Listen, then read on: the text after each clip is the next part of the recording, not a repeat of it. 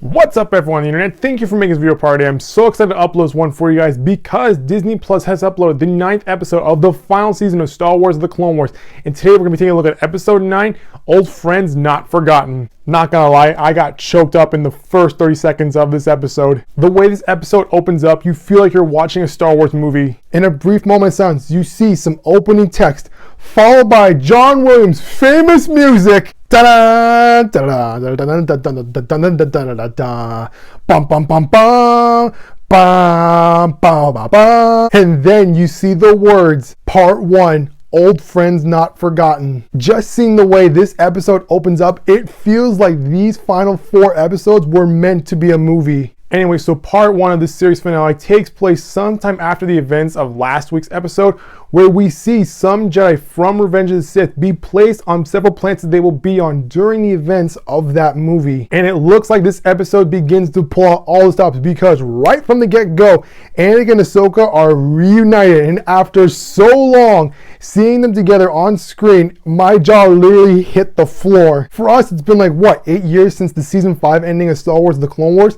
And in that time, we have not seen Ahsoka and Anakin be on the same screen together. So watching those two just interacting with each other, my God, I was getting choked up. And then I was hyperventilating when I saw Ahsoka and Rex be reunited together. And once I saw the clones wearing their new painted helmets, the first thing that came to my mind was I need to buy this helmet off of Etsy. And while I was nerding out about the clones, the Chancellor was kidnapped by General Grievous. Now they don't show us this, but Obi-Wan does say that the Chancellor was being protected by Shaak Ti and that how he was having trouble getting a hold of Mace Windu. So that leads me to think that the creators of this show are allowing us to believe that Genji Tartakovsky's Star Wars Clone Wars short is sort of canon, because when you watch that show, you do see the invasion of Coruscant and you do see Grievous kidnap the Chancellor.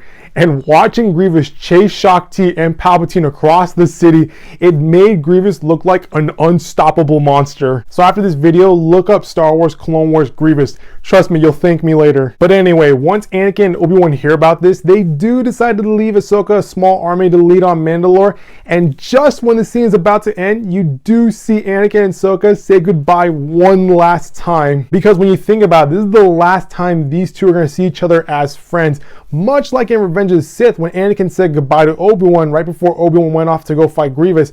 Because as we all know, during the events of Revenge of the Sith, Anakin is seduced by the dark side and soon becomes Darth Vader. And for Ahsoka, the next time she'll see Anakin will be in Star Wars Rebel, when she and Darth Vader have one final fight. So once Ahsoka has her army and her lightsabers, the episode just kicks into high gear because we see Mandalorians and Republic forces invade Mandalore.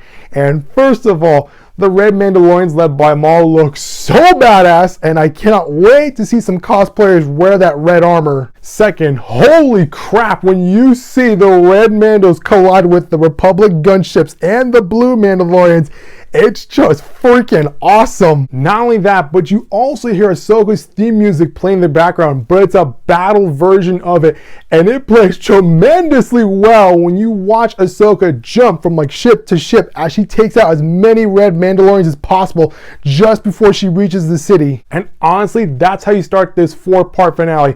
You give the audience an epic way to show off Ahsoka and Rex, 2 original characters from this series, and you show the audience just how badass they are and how much they have grown since we first met them at the beginning of this series. And so after the army makes it to the city, their main objective is to capture Maul. Easier said than done. But as this episode played out, I was expecting it to end abruptly, but once it ended on a killer of a cliffhanger, I found out that this episode was about 5 or 6 minutes longer than previous episodes. So that leads me to believe that these final 4 episodes are going to be a bit longer than previous episodes.